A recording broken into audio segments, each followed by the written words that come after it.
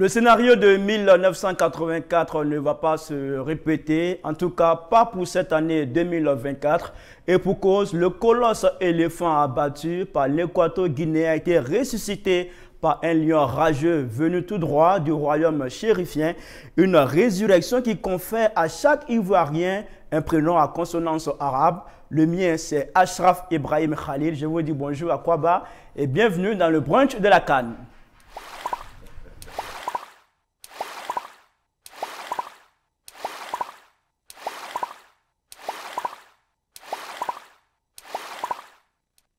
Les brunchers sont encore une fois de plus présents sur ce plateau ce matin pour vous entretenir. Entendez par brunchers, ceux qui animent le brunch de la CAN tous les jours sur l'Intelligent TV à partir de 10h. Il s'agit de Zézé Venance dit Zézéto. Bonjour. Bonjour Khalil. Il s'agit aussi de coach Alain. Bonjour. Bonjour Khalil. Il s'agit aussi d'un nouveau bruncher qui vient de nous rejoindre dans l'équipe. Sangaré Modeste, président de Athletic Club d'Adjamé, un club qui évolue en 3e division ivoirienne. Président, bonjour. Bonjour. Merci de votre présence. Merci. Merci à tous les trois d'avoir accepté de venir parler de foot avec nous. Alors monsieur, hier, quand la Côte d'Ivoire a gagné, les Ivoiriens étaient en train d'entonner une chanson quand le Maroc a gagné. Bon, voilà. Autrement dit, c'est la Côte d'Ivoire qui a gagné, puisque les Ivoiriens étaient dans les rues en train de chanter. Si je fredonne la chanson, vous allez sans doute vous rappeler. Ils disaient tous, on va chanter ensemble. Ils ont mangé du riz couché. On chante ensemble. Ils ont mangé du riz couché. Ils ne peuvent pas jouer ballon. Ils ont mangé du riz couché. C'est de bonnes Ils guerres. ne peuvent pas jouer ballon. Messieurs, la transition est toute trouvée pour parler de riz couché dans cette émission.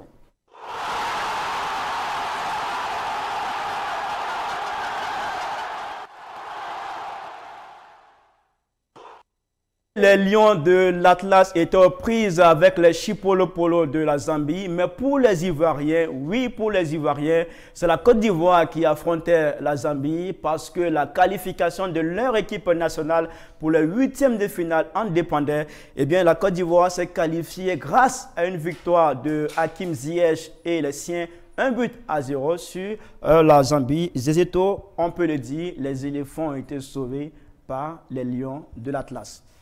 Oui, ils ont été sauvés, et puis même bien, parce que vu le match du début, de la première minute à la dernière minute, je pense que le Maroc a dominé. Là, en ce moment-là, je pense que la Côte d'Ivoire avait plus de chances d'être qualifiée, parce que le Maroc a vraiment joué le jeu. Il faut vraiment les féliciter, parce que voilà, ils auraient pu même marquer 3-4 buts, c'était logique, parce que les Zambiens, je pense qu'ils étaient dans un jeu sans.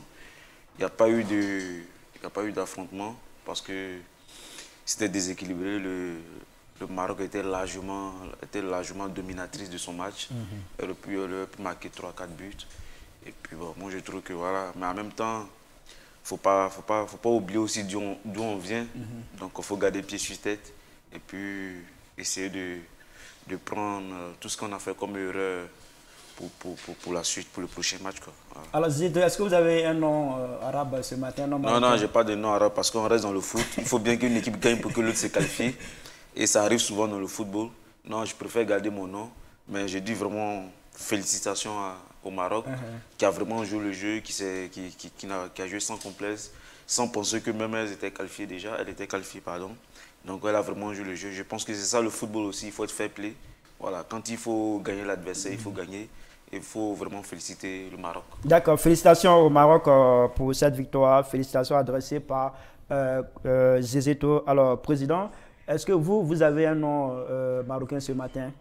Vous êtes toujours Sangaré Modeste. Voilà, je préfère garder mon nom. Alors, Président, est-ce que vous pensez que cette victoire est l'honneur, sinon cette qualification est l'honneur la Côte d'Ivoire? Parce qu'on entend dire ce n'est pas une victoire qu'on doit célébrer, ce n'est pas une qualification qu'on doit célébrer, parce que la Côte d'Ivoire n'a pas été rayonnante. En clair, certains estiment que c'est une qualification qui honore pas la Côte d'Ivoire. Bon, ça, je leur laisse la paternité de leurs propos. Ce que je sais, c'est que ça fait partie du règlement. Ce n'est pas la Côte d'Ivoire qui a inventé le règlement qui dit que le meilleur troisième doit être choisi. C'est un règlement et nous sommes aujourd'hui favorisés par ce règlement. On a déjà été éliminés aussi par des règlements en 88 en Algérie. où nous avons, contre l'Algérie, nous avons été éliminés au tirage au sort. Donc le football, ça fait partie des ingrédients de l'animation du football. Donc moi je pense que ceux qui le disent, peut-être qu'ils ignorent un peu le règlement, mais il faut dire que le règlement nous a favorisés aujourd'hui. On ne va pas faire la fine bouche, mais j'ai une joie mesurée, parce que quand je vois que dans quelques jours, nous avons un ordre aujourd'hui sur le football, du football africain. Donc je me permets de dire qu'il faut avoir un peu plus d'humilité et rester concentré. Parce que le plus dur est devant. Coach, vous partagez aussi cette humilité qu'on doit observer face à cette qualification? Oui, écoutez, nous sommes qualifiés, c'est le plus important. Maintenant, avec beaucoup d'humilité, avec beaucoup de sagesse, avec beaucoup de regard, il faut faire vraiment attention. Parce que c'est vrai, on vient de loin.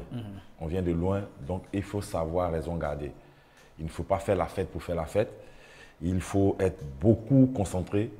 Parce que le plus dur ne fait que commencer. C'est ça. C'est vrai, nous sommes qualifiés, c'est le règlement qui le dit. On n'a pas inventé le règlement.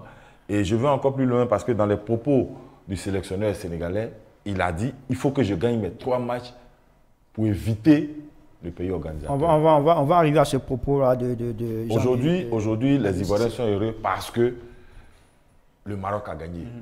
Je le dis qu'en football, quand tu es sérieux, ça paye toujours. C'est vrai, le Maroc a joué franchement. Le Maroc ne s'est pas contenté de dire, bon, un match nul, je suis qualifié, ou bien... Je l'ai dit ici hier, que le Maroc avait à cœur de gagner ce match parce que leur prestation face à la RDC n'a pas plu aux Marocains. Donc, ils voulaient d'abord rectifier le tir, montrer aux Marocains que c'est vrai, nous sommes demi-finalistes mondial, du dernier mondial. On doit se faire respecter, mais avec beaucoup d'humilité et respecter aussi l'adversaire. On est rentré un peu dans les petits palabres. Contre la RDC, ça n'a pas marché. Hier, ils ont mis du sérieux. Du début jusqu'à la fin, ils pouvaient gagner 4-0. Personne n'allait crier au scandale. C'est ça. Mais l'essentiel, les Marocains voulaient sortir victorieux de ce terrain-là. D'accord. Alors, Zeto, quand on se qualifie dans de telles conditions où on a été insulté, on a été raillé, on a été traité, accusé de tous les noms par ses compatriotes, ses propres supporters et même par des personnes extérieures, comment est-ce qu'on se sent? Dans quel état d'esprit on est actuellement en tant que joueur? Donc, déjà, on se sent soulagé d'être qualifié déjà parce que vu les prestations, on ne s'y attendait pas. Et puis ensuite, on se remotive, on se met en tête que voilà, on a une autre chance et voilà, il faut aller la saisir. Il faut changer le niveau de jeu qu'on avait commencé au départ. Il faut montrer un autre visage.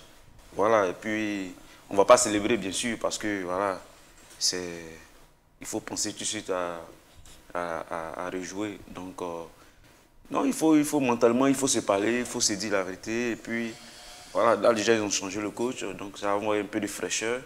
Donc, il faut se remettre au travail et puis penser au match du lundi, bien travailler. Et puis voilà, mais cette fois-ci, il faut changer le niveau de jeu, il faut changer l'animation de jeu. Voilà, si on gagne, tant mieux, mais si on doit perdre encore, il faut vraiment qu'on perde la tête haute, quoi. Voilà, il faut qu'on montre que, franchement, voilà, on a joué, mais on est tombé plus fort que nous. Alors, de mémoire de footballeur, est-ce que vous avez connu une telle aventure? Que ce soit en club ou en sélection? Oui, bien sûr, parce qu'il y a des matchs où tu peux perdre 3-4 matchs et puis on fait des réunions, les supporters ne sont pas contents, mais on se remet.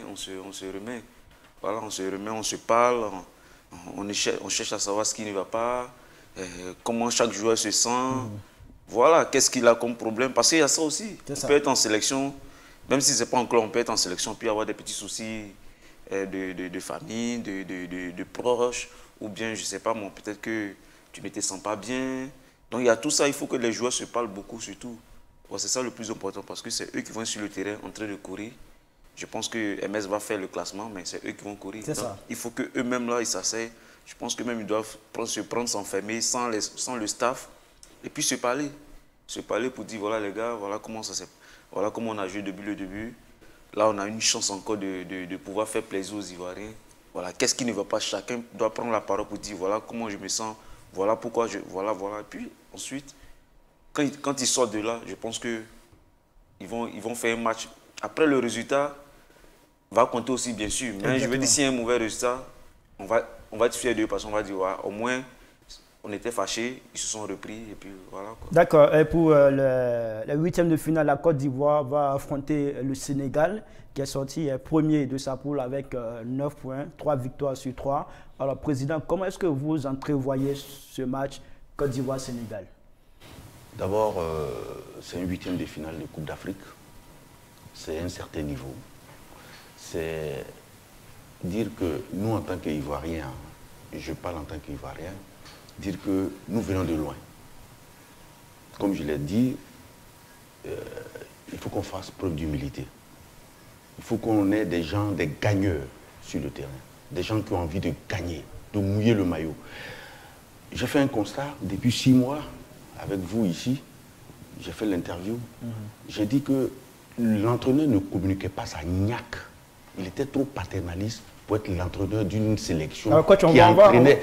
On va parler du nouvel entraîneur des éléphants de Côte d'Ivoire. Mais je parle déjà de ce qui s'est passé. Parce que j'ai dit qu'il ne communiquait pas sa niaque aux joueurs et qu'il était trop paternaliste pour être l'entraîneur d'un pays qui organise la CAN. Ça n'a pas raté. Ce n'est pas le fait de changer l'entraîneur qui va. Il faut communiquer une niaque, une envie qui dit qu'on est pays organisateur. Même si on doit mourir les armes à la main. Et parlant de niaque, beaucoup s'accordent à reconnaître cela à un entraîneur qui est Aliou Cissé, qui est l'entraîneur des Lions de la Teranga. Avant la CAN, il a tenu des propos, coach en a parlé un peu. Il a dit ceci: pour moi, l'objectif est de gagner nos 3 matchs pour éviter le pays organisateur qui est la Côte d'Ivoire. Alors, président, est-ce qu'en le disant, on doit comprendre que le Sénégal est jouable pour la Côte d'Ivoire? Non, il fait preuve d'humilité. Il prend au sérieux son travail. Il fait preuve d'humilité. Tout le monde connaît Aliou quand il jouait. C'était quelqu'un de très volontaire, qui allait au charbon, avec le cœur il jouait. Et il communique ça à ses joueurs. Et il fait preuve d'humilité en disant il faut éviter le pays organisateur. Ce n'est pas par peur. C'est pas humilité. Mais je président, crois que nous, en tant qu'Ivoiriens, quand on voit les stats entre ces deux équipes qui ont livré 6 matchs, 3 victoires pour les éléphants de Côte d'Ivoire, 2 matchs nuls, 1 victoire seulement pour le Sénégal. On n'est plus dans les mêmes conditions. Le Sénégal, entre-temps, a travaillé, a atteint un certain niveau, est champion en titre. C'est différent. Je ne dis pas que le résultat est connu d'avance, mais je dis qu'il va falloir aller chercher le résultat. Parce que si vous restez dans les statistiques, vous risquez de faire fausse route.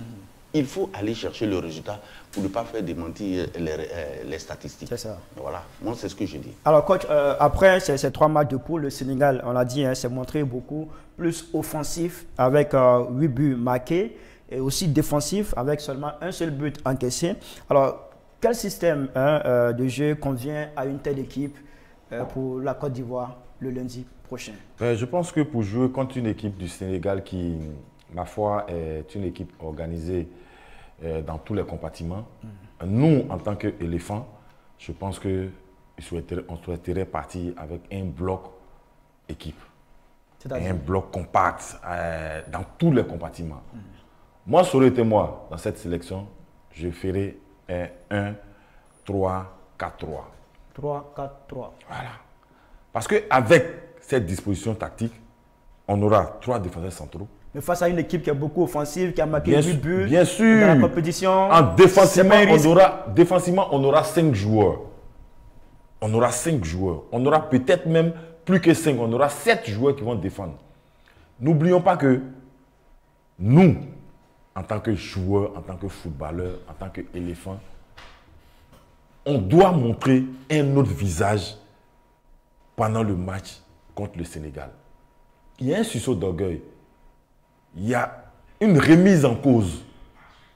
Aujourd'hui, les joueurs eux-mêmes, comme l'a dit Zéto, ils doivent se parler sans l'encadrement. Ils doivent se dire certaines vérités sans l'encadrement. Les gars, nous venons de loin. On a fait des erreurs. Voilà ce que ça nous a coûté. Dieu merci, aujourd'hui, on a une chance pour montrer à ces Ivoiriens-là, à nos frères Ivoiriens, que c'est vrai, ils nous ont traités de tout, mais on peut relever le défi. Et on doit relever le défi. Donc, celui qui pense que cette pression-là, il ne peut pas la supporter, qu'il le dise. Pour qu'ensemble, on trouve les hommes courageux pour aller dans ce combat. Parce que c'est un combat où il faut sortir soit vainqueur, mais il ne faut pas être ridicule. D'accord, c'est bien noté. Alors, juste rappeler à l'endroit de nos téléspectateurs et internautes qui nous suivent en ce moment, vous avez l'occasion de nous laisser vos impressions en commentaire et puis on va les relayer ici à l'antenne dans cette émission de Brunch de la CAN sur l'Intelligent TV. Alors, Zeto, vous avez écouté coach qui parle de 3-4-3, il propose 3 attaquants pour un tel match. Vous qui avez joué au foot, qui avez été attaquant, est-ce que ça vous convient en tant que joueur sur le terrain, vous souhaitez jouer avec 3 attaquants pour un tel match décisif? Non, moi, je ne suis pas trop dans les tactiques. Bon, le coach est mieux placé que moi. Mais moi, je pense que le plus important, il faut que quand on retrouve nos gamins sur le terrain, il faut que cette mentalité-là change. Il faut qu'on voit une autre équipe. Parce que le résultat peut être bon comme mauvais. Ce n'est pas ça le plus important. Il faut qu'on s'asseye et puis on regarde et puis on dit... Ah, franchement, ils ont changé. Ils ont envie de jouer, ils ont envie de mouiller le maillot. Après, Dieu a fait que. Si on gagne, tant mieux aussi. Mais on veut voir un nouveau visage de cette équipe. Et je pense qu'ils ont les capacités. Est-ce que vous voulez voir aussi un nouveau visage pour l'attaque de cette équipe? Mais toute l'équipe. Est-ce que vous pensez à des personnes spécifiques pour animer l'attaque? Je dirais toute l'équipe. Toute l'équipe. De la défense, du gardien, de la défense au milieu jusqu'à l'attaque. Il faut que ce soit des gens qui ont envie. Pour qu'une équipe puisse gagner, il faut gagner. Il faut que tous les joueurs soient concernés. C'est ça. Voilà. Donc je pense que moi, le plus important, c'est de voir un nouveau visage. De voir des gens se battre sur le terrain. Je pense que là, en ce moment, on peut penser à un bon résultat. Même si ça ne se passe pas, au moins on aura vu un bon visage. Parce qu'on ne joue pas contre n'importe qui aussi. On joue contre le Sénégal, qui va beaucoup plus se méfier de nous parce que on joue notre CAN à domicile. Et vous l'avez si bien dit, le coach, il a dit, bien avant, le coach du Sénégal, il a dit ce serait mieux pour lui d'éviter l'équipe qui organise la CAN. Donc je pense qu'il a raison. Parce que l'équipe joue devant son public. Bah, là, en ce moment, ce n'est pas la même condition. Est-ce qu'il craint quelque part aussi? Non, il ne craint pas. Il ne craint pas. On ne peut pas craindre. C'est nous, le Sénégal, c'est nous, on doit les craindre. Mais est-ce qu'actuellement, ce n'est pas le Sénégal qui est sous pression? Non, actuellement, actuellement, pas sous pression. Comme le président l'a dit, c'est une question d'humilité. Ouais, je ne vais pas me lever pour aller dire je vais gagner le Sénégal parce que voilà, non, c'est sur le terrain. D'accord. C'est avec beaucoup d'humilité. Khalid, je voulais préciser quelque chose. Comme Zeto, le président l'a dit, c'est avec beaucoup d'humilité, avec beaucoup de respect que Aliou Cissé communique. Vous savez, la communication d'une sélection joue beaucoup sur les résultats de l'équipe. Ta manière de communiquer, ton sérieux, ton calme, la confiance, la maîtrise, le respect de l'adversaire fait que tes joueurs savent comment t'accompagner dans cela. Mais si tu le fais comme malheureusement l'ami de Zeto qui est parti, avec beaucoup d'agressivité, de manque de respect des uns et des autres, mais tu vas partir. D'accord, c'est bien noté. Alors, Président, je me tourne vers vous. Vous avez sinon enfoncé une porte déjà ouverte qui est la nomination de Faye MS en tant qu'entraîneur intérimaire des éléphants de Côte d'Ivoire, qui remplace à ce poste Jean-Luc Gasset, qui a rendu sa démission. C'était hier mercredi 24 janvier. Comment est-ce que vous avez accueilli cette nouvelle? Vous disiez que ce n'était pas ça le plus important de changer l'entraîneur? Non, c'est pas que... L'entraîneur, il sait pertinemment que lui, il ne pouvait plus conduire le bateau Ivoire. Lui, il le sait. Il sait qu'il était passé à côté de quelque chose. Et dans un pays organisateur d'une CAN, ça ne peut pas tenir. Et c'était intenable. Il était pour lui nécessaire de dire, bon, écoutez, je me mets à l'écart pour redonner une autre dimension à cette équipe. Mais Faye MS, ce n'est pas un mauvais choix.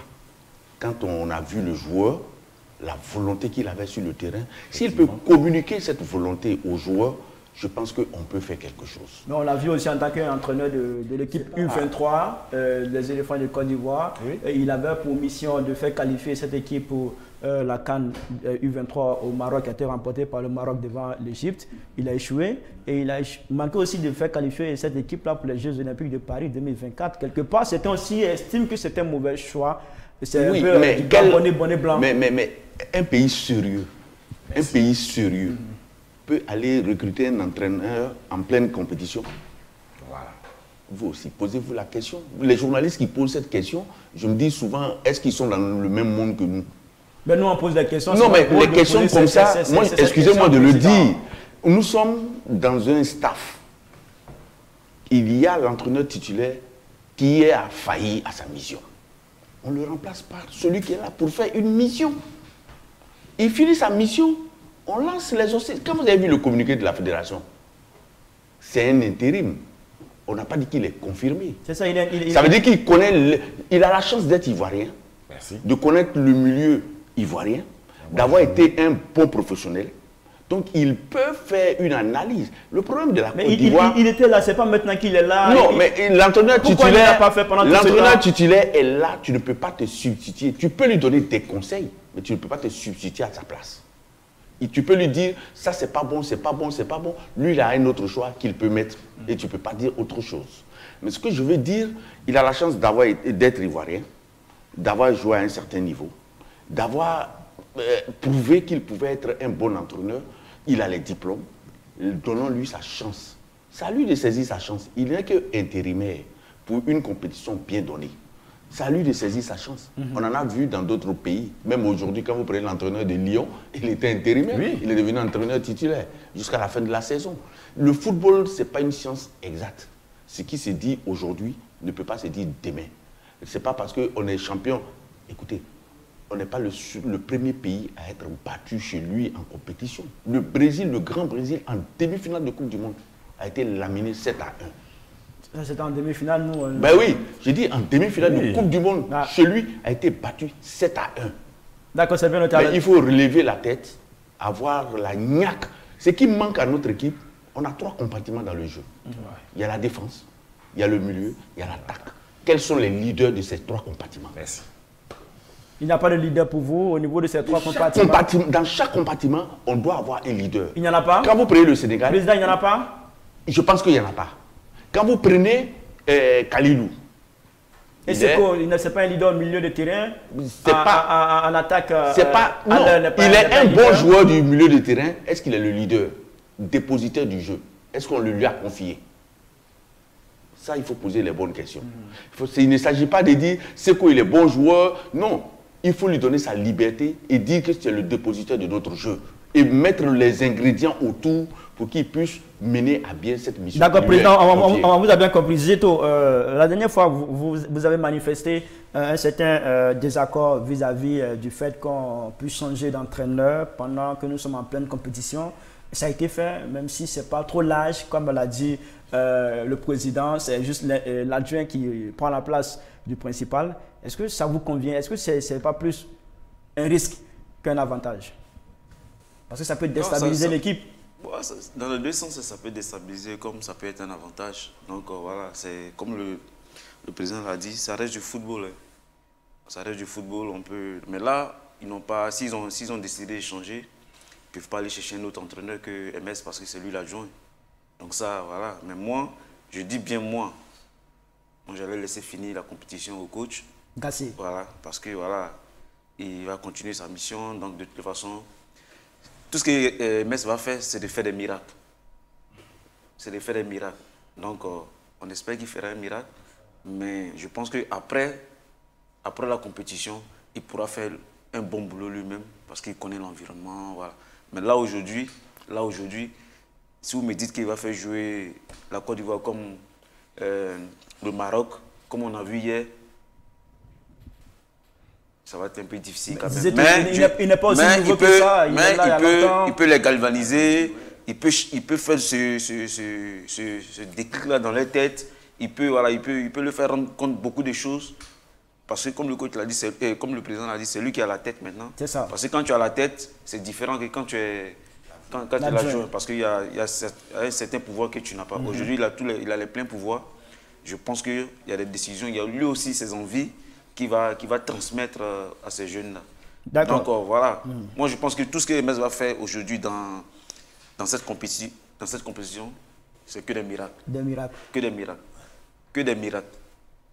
Mais ne soyez pas étonnés de l'autre résultat. D'accord. Voilà. D'accord. Parce que moi, je pourrais le juger après, parce qu'il aura du temps de travailler, il aura du temps de faire des choses. Mais à l'instant, il peut faire que des miracles. Et c'est tout ce qu'on lui souhaite.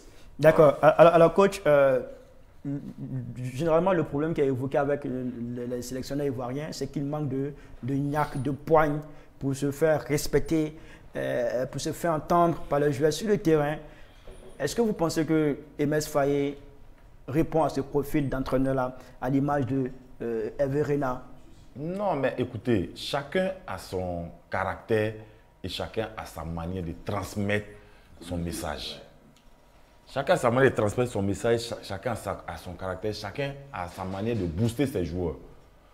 Il y a des entraîneurs qui, un simple regard, automatiquement te réveillent. Il y a des gens qui tapent sur la table et puis tu te réveilles. Il y a des gens qui te boostent. Chacun a sa manière de faire. Mais je pense que, je le dis bien, je pense que le fait de changer, parce que MS Faye, il n'était que le deuxième, voire même le troisième adjoint de Gassé. Zeto estime que ça a été mal fait de faire partir Gassé. Il fallait le laisser terminer la compétition. On ne peut pas faire des omelettes sans casser des œufs. On ne peut pas faire des omelettes sans casser des œufs. On ne peut pas prendre une raclée 4-0 contre la Guinée équatoriale sans réaction, sans même savoir qu'il y avait une envie. Faire des remplacements où on sort toute une défense pour faire entrer toute une attaque et continuer avec ce mec. Ça, c'est impossible. C'est impossible.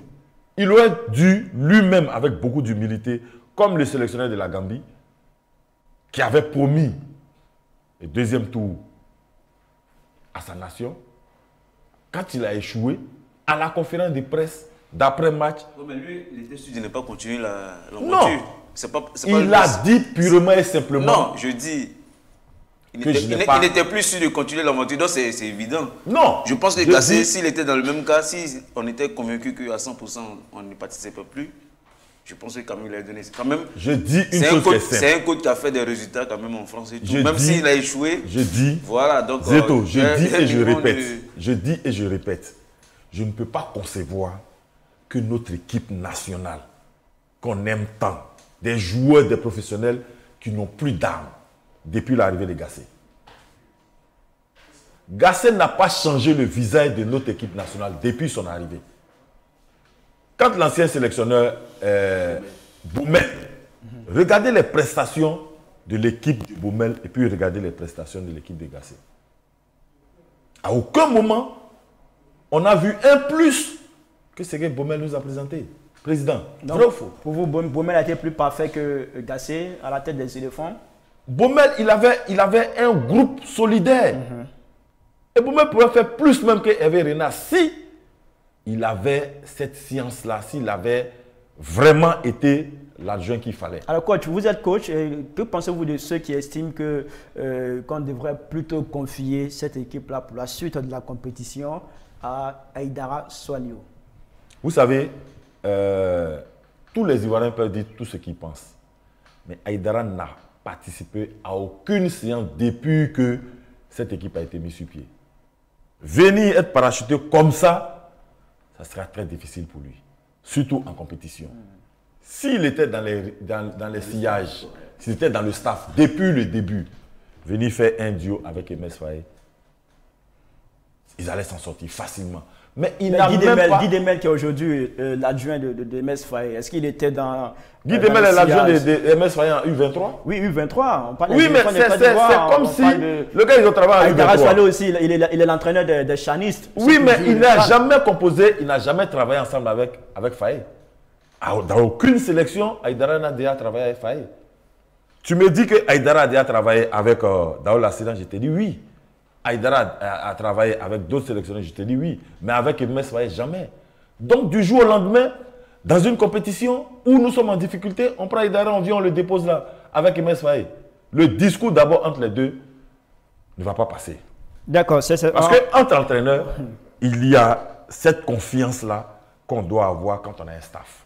D'accord, coach, c'est bien compris. Alors, je vais vous lire ces propos de l'entraîneur intérimaire Emes Faye, qui a donné sa première réaction à la suite de sa nomination. Il dit ceci, il faut vite qu'on se concentre sur le match contre le Sénégal parce que c'est une bonne équipe et parce qu'on doit au peuple une revanche, on doit au peuple un pardon, des excuses et on doit leur montrer que ce qui s'est passé contre la Guinée équatoriale était un accident et qu'on a vraiment à cœur de donner beaucoup de joie au pays et de leur donner ce qu'ils méritent. Alors, Président, quand vous entendez de tels propos, quel est le commentaire que cela vous inspire?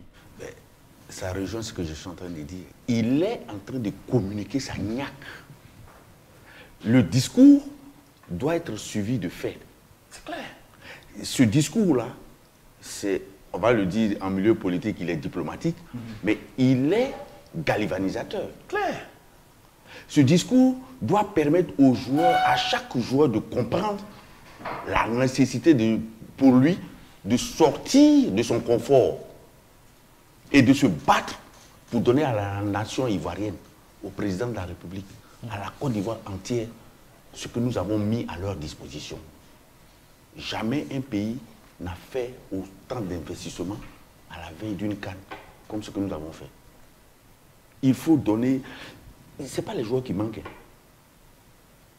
Moi, je ne peux pas comprendre qu'un Kosonou Odilon, qui est titulaire dans son club pendant combien d'années, ne soit même pas à mesure de jouer un seul match, alors qu'il peut jouer 2 postes déjà, défenseur et il défend la défense. Il peut le faire. Il y a des joueurs, comme je l'ai dit une fois, je dis, il y a des gens qui se prennent pour des seigneurs en équipe nationale. Ceux-là, il faut s'en passer. Quand il y a des noms qui vous viennent en tête. Mais je l'ai déjà assisté, vous allez regarder dans mes interviews, vous verrez que Président, tout le monde vous a pas... Je n'ai pas besoin de citer des noms. Toute la Côte d'Ivoire sait qu'en équipe nationale, il y a des gens qui se prennent pour des seigneurs. Président, c'est vous qui le dites. Est-ce que vous avez des noms en tête? J'assume ce que je dis. Est-ce que vous avez des noms en tête quand vous dites si demain, si je donne des noms et que demain je suis intenté en justice, vous allez me défendre? Président, vous avez dit que vous assumez, président. Non, ce sont des codes que les gens, ceux qui sont dans le milieu du football, vous pensez à Kessié, Serge Aurier, Seko Fofana? Moi, je dis, il y a des gens qui sont en dessous de leur rendement. C'est clair.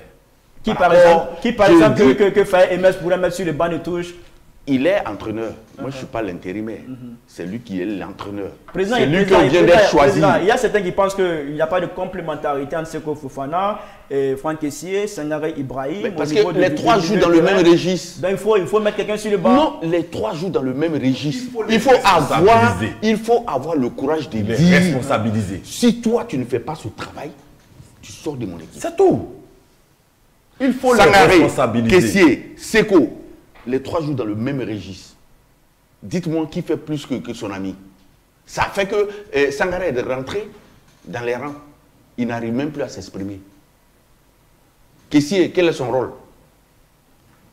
Je vous donne le deuxième but, le coup franc qui donne chose. Ça m'est resté en tête. J'ai même dit, mais pourquoi tu as amorti ici? En pleine surface de réparation, il a amorti. Il perd le ballon, il fait la faute.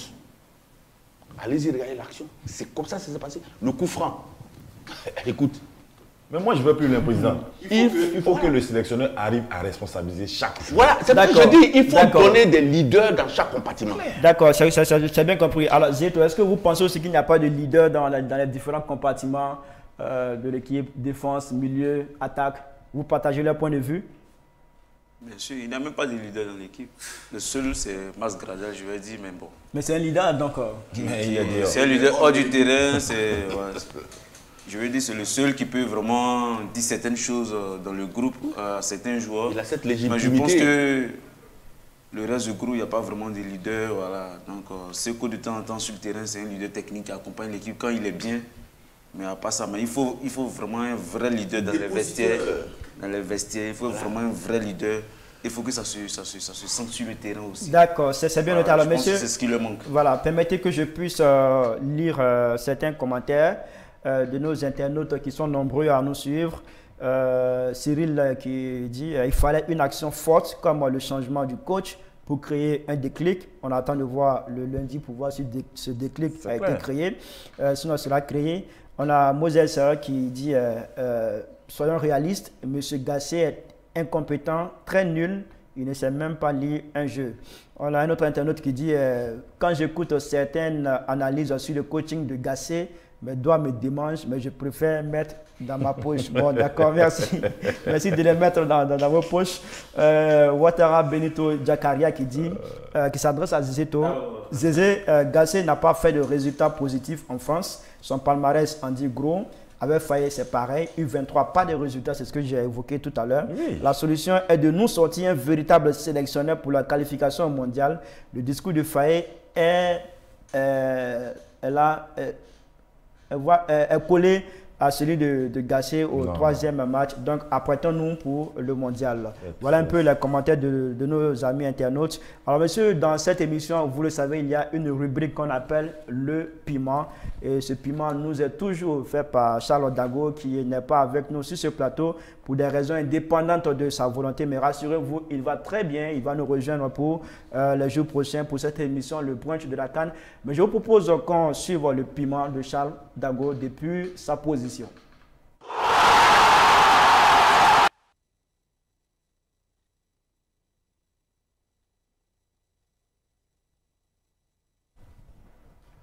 Nous sommes de retour sur les antennes de l'Intelligent TV. Nous sommes toujours dans l'émission Le Brunch de la CAN en attendant que la réalisation soit prête pour nous mettre l'élément. Bonjour à tous et salut tout le monde sur le plateau. Je voudrais à travers ce piment de ce jour féliciter Faye MS et féliciter le nouvel encadrement technique qui a été mis en place par le président Essim Yassine Diallo. En tout cas, à son endroit aussi, je lui dis Yako, beaucoup de courage président, c'est pas évident pour toi et pour tout ton comité exécutif. Maintenant, je regarde Faye MS. Tu as besoin de beaucoup d'encouragement et de conseils de la part des anciens qui sont autour de toi. Tizier, Alain Guamine, Daoula Sina, Alio Adrach Falio. Tu peux même donner un coup de fil pour que ceux-là, ils t'aident, ils t'accompagnent. Parce que, comme je l'ai déjà dit, au pays des gâtés et rois, tu ne peux qu'aller de l'avant. Et donc, on compte sur toi pour mener à bien ce bateau ivoire. Quand on perd contre le Sénégal, c'était un pire phénomène. Parce que tout le monde prend le Sénégal pour le favori. Mais tu peux réaliser le miracle si tu t'attaches les concours de tout le monde. Merci à toi et bonne chance. Merci à Charles Dago depuis sa position pour ce piment. On espère vous retrouver très bientôt, Charles Dago, pour nous aider à aller de l'avant dans cette émission avec les autres consultants, bien sûr, Zézeto, coach Alain et puis président Sangaré Modeste. Alors, nous allons faire à présent le bilan du premier tour de cette compétition, la Coupe d'Afrique des Nations. On a eu droit au premier tour qui s'est achevé hier par cette qualification heureuse des éléphants de Côte d'Ivoire. Alors quoi, vous n'avez pas de nom marocain, hein, vous? Non. D'accord, moi je suis ivoirien. D'accord. Voilà. D'accord. Alors on va voir les surprises et les déceptions pour ce premier tour. Permettez que je donne ces informations. On a eu droit à 36 matchs qui ont été joués pendant ce premier tour pour 89 buts marqués. C'est le record de buts marqués lors d'une phase de groupe de la CAN. En 36 matchs joués, 20 victoires, 16 nuls, 100 cartons jaunes, 4 cartons rouges. Alors Zeto, quel bilan vous faites du premier tour de cette compétition? Un bon bilan, une bonne compétition qui a bien commencé. Comme je l'avais dit à la première émission, j'avais dit ici qu'il y aurait beaucoup de buts. Et le seul match où il n'y a pas eu de buts, c'est les deux matchs d'hier, les deux premiers matchs d'hier. À part ça, tout le reste, tous les matchs, il y a eu des buts. Donc au niveau des buts, au niveau de l'attaque, ça veut dire que ça a été bon. Et les surprises, oui, en même temps je suis surpris parce que la Tunisie, l'Algérie et puis le Ghana ne sont pas passés. Ça c'est une déception parce que je n'ai pas compris. Et puis, surpris parce qu'il y a la Mauritanie et tout. Cap-Vert. En fait, quand je m'assois puis je regarde, je me dis en fait, il n'y a pas de surprise ni de déception. Parce que quand je regarde le niveau de jeu que l'Algérie a produit, le niveau de jeu que la Tunisie a produit, le niveau de jeu que le Ghana a produit, je me dis, il n'y a pas de surprise, c'est normal qu'il sorte de ce tournoi-là. Donc pour moi, au final, au départ, il y avait des surprises, mais à la fin, je me rends compte que non, c'est normal. La Tunisie, premier match, passe à côté. Deuxième match, ils ont essayé. Troisième match, c'était pas bon. Le Ghana, pareil. Ils se sont fait rattraper à chaque fois. 2 fois, ils se sont fait rattraper. Ils sont sortis eux-mêmes. Ils se sont fait sortir eux-mêmes. L'Algérie, belle équipe. Mais le coach, au lieu de passer son temps à travailler comment on fait pour progresser ses joueurs, pour avancer dans la compétition, il était en train de faire les entraînements avec les journalistes. Oui, toi tu m'as dit ça, toi tu as fait ça, toi tu ne me parles pas comme ça. Ben, le résultat là, c'est normal.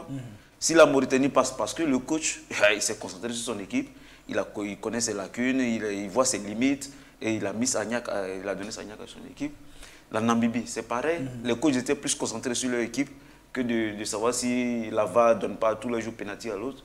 À un moment donné, il ne faut pas dire, voilà, les grandes équipes aussi doivent se rendre, il faut jouer au foot aussi. C'est ça. Donc, moi, je ne suis pas surpris. Quand je fais le bilan maintenant, je me rends compte que je ne peux pas être surpris parce que c'est normal que la Namibie passe, c'est normal que la Mauritanie passe, et c'est normal que... Le Cap-Vert. Cap-Vert, bon, ils étaient un peu habitués. Et pour moi, c'est normal aujourd'hui que l'Algérie saute. D'accord. Alors, le coach, président, autant pour moi, est-ce que vous, par contre, vous n'êtes pas surpris de cette qualification de la Mauritanie pour le deuxième tour? C'est quand même une première qualification en 3 participations. On n'attendait pas forcément cette équipe à ce niveau de la compétition. Bon, pour sortir de l'interprétation du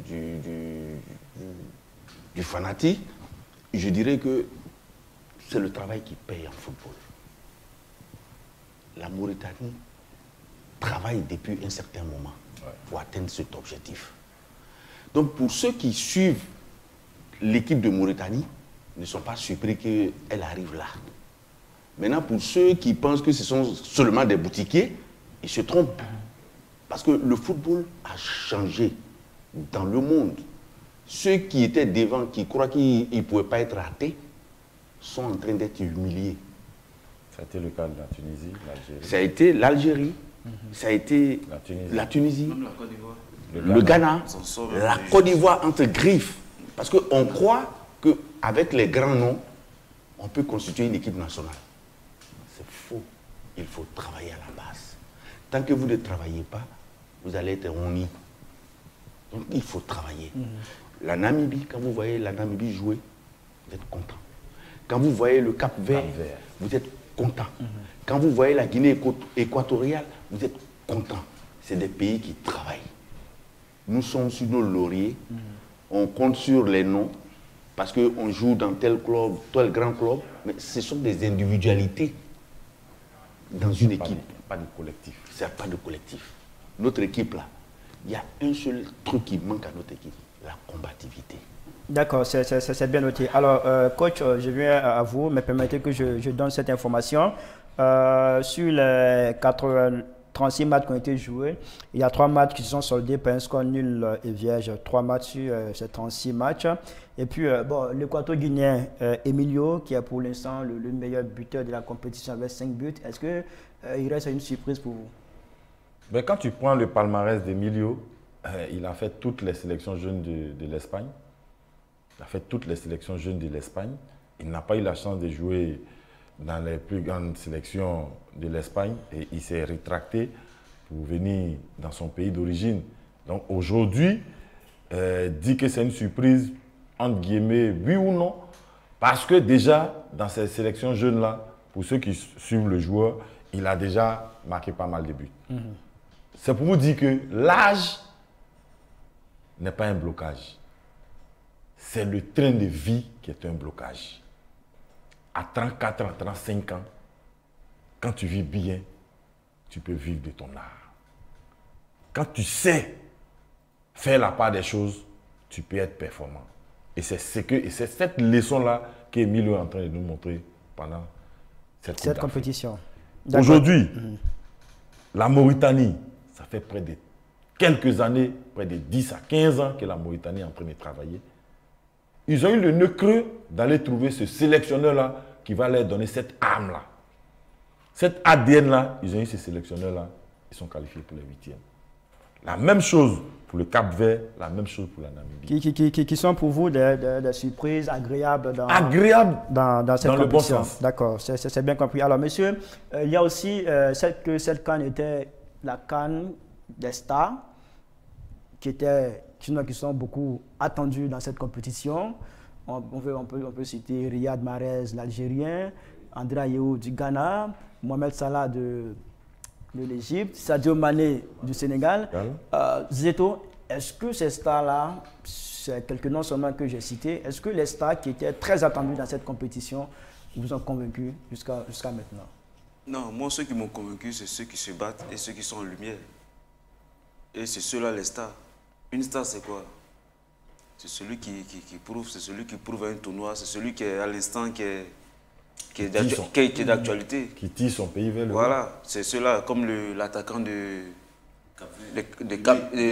Bébé et puis celui de Guinée équatoriale.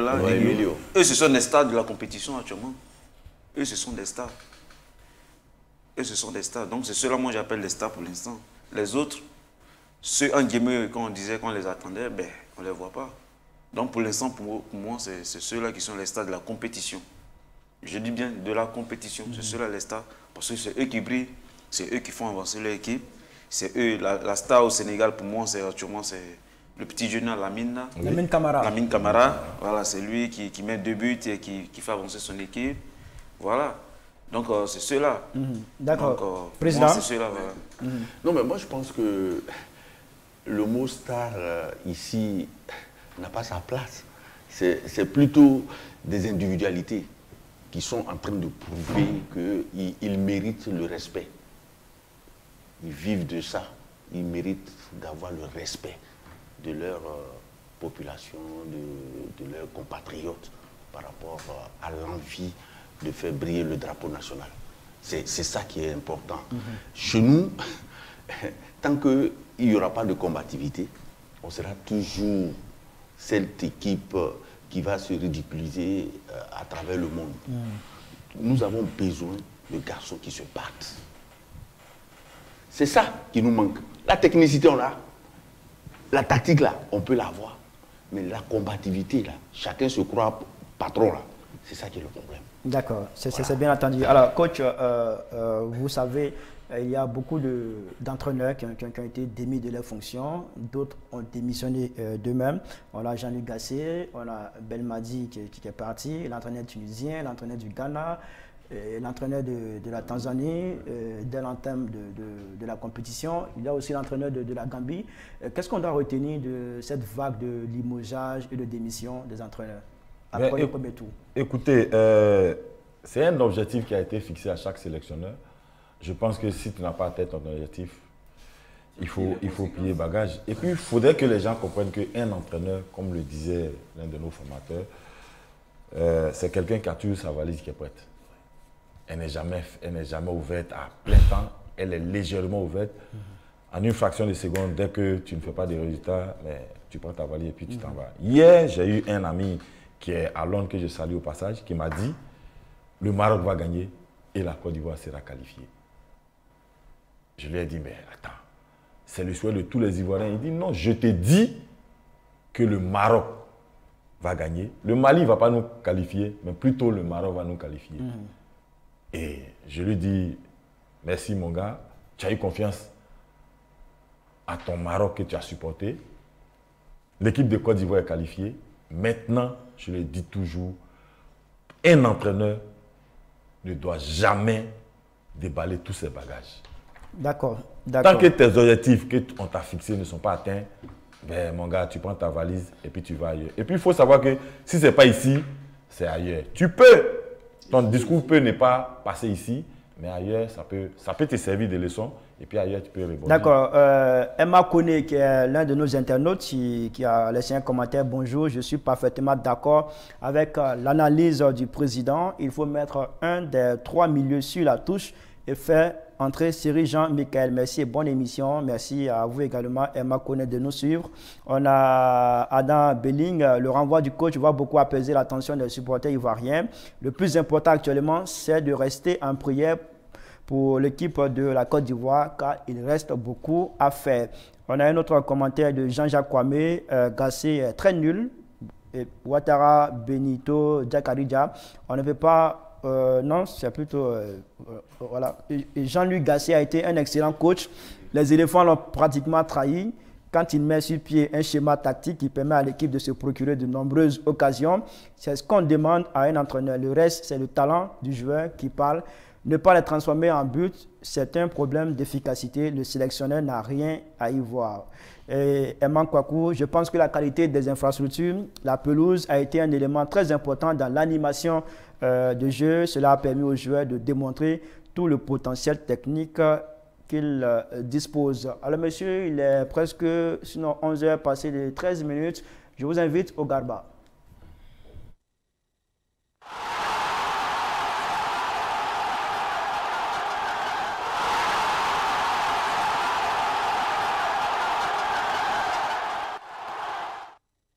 Les qualifiés pour les huitièmes de finale sont déjà connus. On aura Angola, Namibie, Nigeria, Cameroun, Cap-Vert, Mauritanie, Maroc, Afrique du Sud, Mali, Burkina Faso, Sénégal, Côte d'Ivoire, Égypte, République démocratique du Congo, Guinée équatoriale, Guinée-Conakry. Voilà donc les différentes confrontations pour les huitièmes de finale de cette 34e édition de la Coupe d'Afrique des Nations qui se joue ici en Côte d'Ivoire. Monsieur, on aura l'occasion de revenir prochainement sur ces matchs pour les débriefer.